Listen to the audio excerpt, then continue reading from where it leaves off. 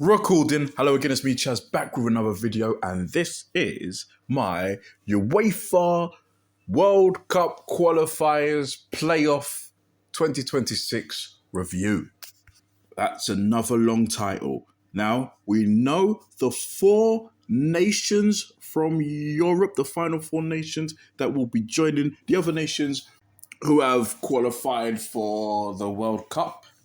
Unfortunately, there is no debuting nation. However, we have quite a few returning nations to the World Cup. In one case, returning to the World Cup for the first time in 24 years. As I mentioned before in other videos, this World Cup qualifiers playoffs were split into four different paths: Path A to Path D. Four nations we put into a mini tournament. The semi-final was already played, and now the final has been played already. Path A, I'm going to start with as usual. Path A had Bosnia and Herzegovina, who beat Wales on penalties. I was there for that game. Loved that match. Loved the atmosphere from both teams. But Bosnia and Herzegovina qualified and made it to the final of Path A. The other nation, we have a four-time World Cup winners, Italy, who haven't qualified for the World Cup since 2014. So both of these nations haven't qualified since 2014. All right, so here's how this match ended up. First, I should mention the game was in Bosnia, in the Blino Polj Stadium in a place called Zenica. Italy took the lead in the 15th minute. A mistake at the back from Bosnia allowed Moses Keane to score his second goal in playoffs. He did score one of the goals in Italy's 2-0 win over Northern Ireland. But in the 41st minute, Bastoni got sent off. He was the last man. He made a challenge, understandable, straight red, and that made Italy down to 10 men.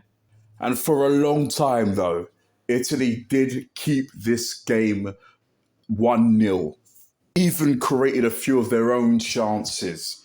However, in the 79th minute, Haris Tabakovic for Bosnia and Herzegovina equalised, making it 1-1. That took the game to extra time. No further goals scored in extra time, which then, again, made the game go into penalties. This is the second time Bosnia and Herzegovina went to penalties. The penalty shootout ended in a 4-1 win for Bosnia and Herzegovina once again. Key penalty misses. Esposito missed Italy's first penalty. Berj Raktarevic scored Bosnia's winning penalty, and they have qualified for their first World Cup since 2014, which they did make their debut back then. Good to see them back. For Italy, this is again frustrating for this nation. Again, a nation that's, football, so much history they have. The Italians have brought to the game over the years.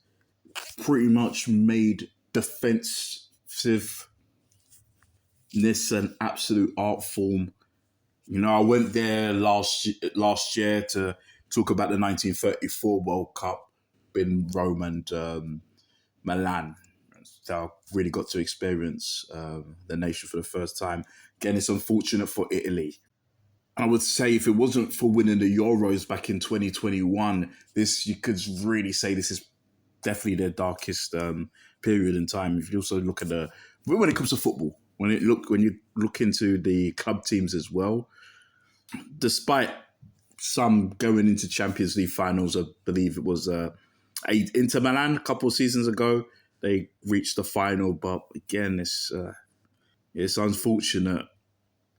I think they still have quite a few young talent there that they could bounce back, but they have to wait to 2030 if they're going to qualify for another World Cup. But I would have to say this is actually a record for any nation to have actually won the World Cup. They're the first nation to miss out on 3 World Cups in a row. And when they missed out on 2 after missing out in 2022, they became the first to do it, miss out on 2 World Cups, and now it's 3 in a row. That's unfortunate. But again, for Bosnia and Herzegovina, great that they've qualified again. And yeah, they're going to be joining Canada, who are the co-hosts of the World Cup, Qatar, who were the hosts of the 2022 World Cup, and Switzerland, who hosted the 1954 World Cup. So that's all in Group B. So an interesting group for Bosnia and Herzegovina. I'm actually a little bit confident in them to actually make it past that group. We'll see. Anyway, let's move on to Path B. Path B. Did I need to say it twice? Anyway, we have Sweden, who beat Ukraine 3-1. Gyökeres had a hat-trick in that game. And they are joined by Poland, who beat Albania 2-1. This match took place in Sweden. Sweden were the hosts in the National Stadium in Solna. Okay, so 20 minutes in, Alanga scored for Sweden to give them the lead. Poland would equalise 13 minutes later. Zawuski would score. However, just before the end of the first half, Gustav Lagerbielke scored for Sweden to make it 2-1 going into the second half. But in the 55th minute, Poland would equalise once again. Goal from Swiderski made it 2-2. However, in the 88th minute, Gyökeres, who scored a hat-trick against Ukraine in the semi-finals, the playoff B, Path B, he would get the winner for Sweden. And Sweden, at the expense of Poland, have qualified for the World Cup. This tie did take place back in the 2022 World Cup qualifiers in UEFA zone. That was again a playoff which Poland won that time. So this time around, Sweden got the best of Poland. Now, despite Sweden playing absolutely poor during qualifiers, they were horrible in their group, finished bottom, no wins at all. I think they left, only had the 2 points. It's because of their performance at the Nations League, right? Is why they were able to qualify for the playoffs, which again, they actually stepped up now, winning these 2 games.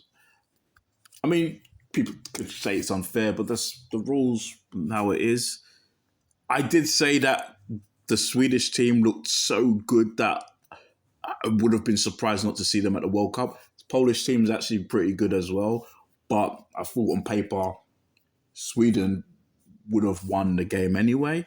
To be fair, I actually kind of predicted them to win flat out, qualifying that way, but they've managed to qualify it this way. Sweden hosted the 1958 World Cup, reached the finals of that. Unlucky that they met Brazil. Brazil won their first World Cup, beating Sweden in their ground, at their home, sorry. Sweden have reached the Final Four on a couple of occasions. Sweden will be joining the Netherlands, Japan, and Tunisia. The Netherlands being the only team to ever compete in 3 World Cup finals, but unfortunately never winning any of them. The first team to actually go to back-to-back World Cup finals back in 74 and 78.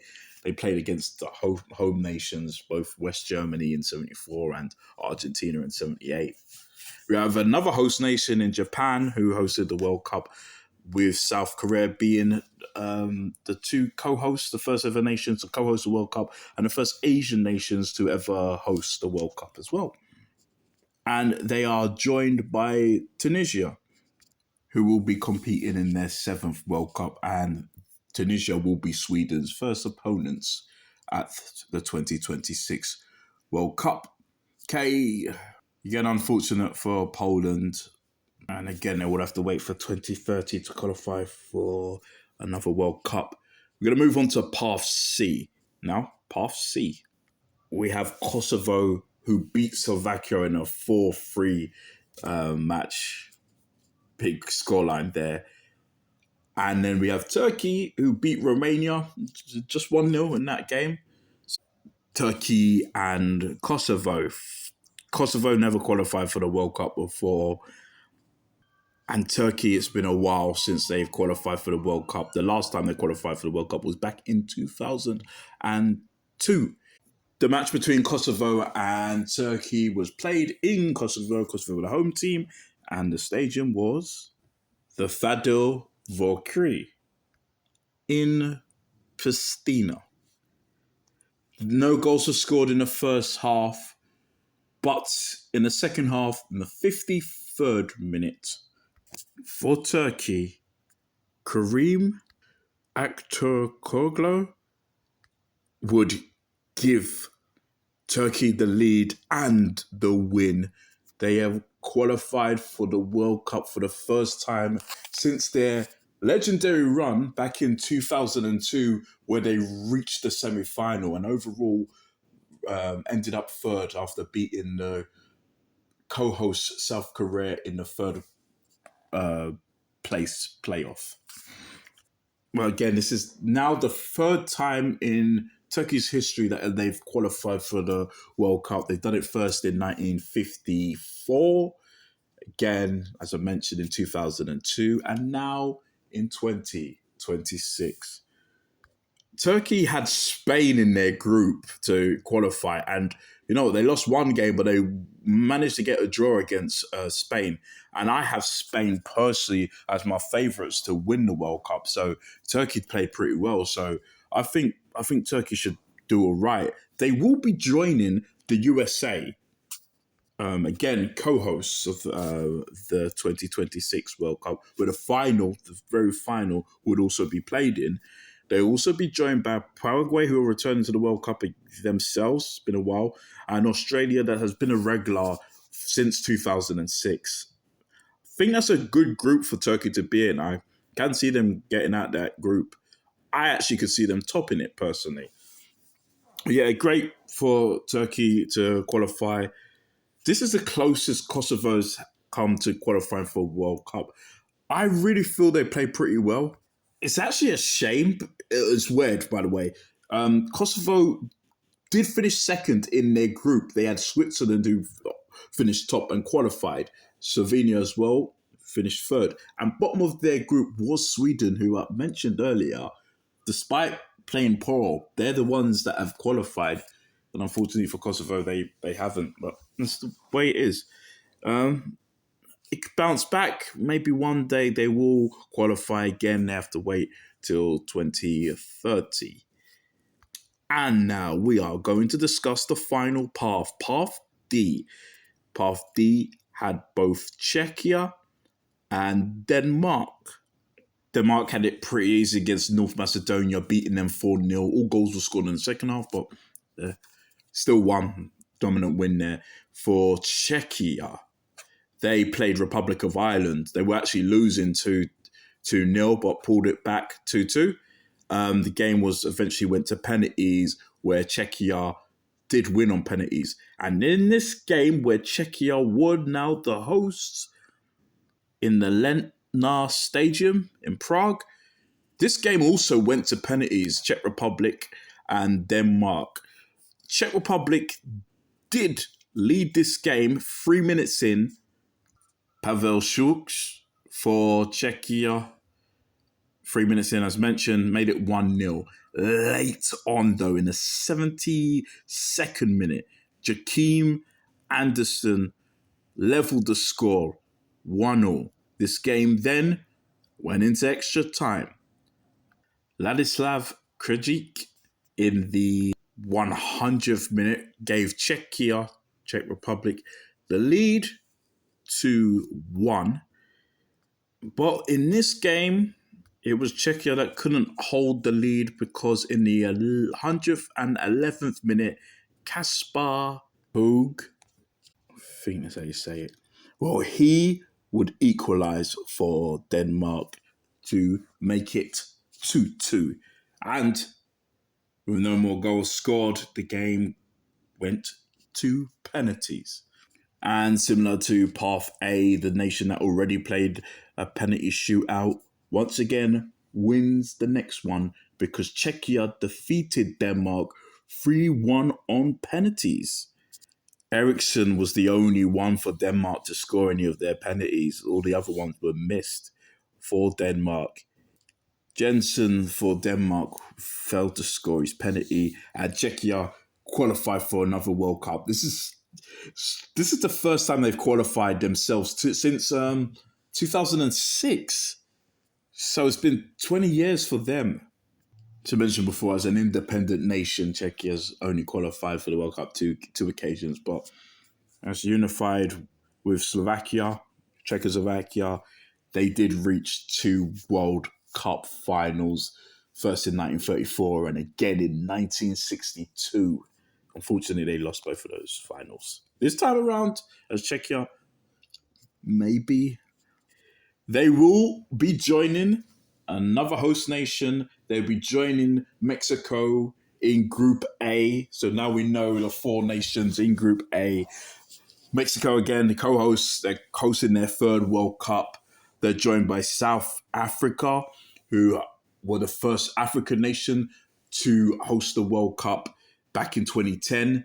And South Korea, who were co-hosted the 2002 World Cup with Japan, being one of the first nations to from Asia to ever host the World Cup. And I should mention this again, Mexico were actually the first North American nation to host the World Cup when they hosted it for the first time in 1970. Czechia's in this group. This is a really hard group to predict. Now that Czechia's in it as well, it really hasn't made it any easier to predict. That's going to be a good one to check out. Really is.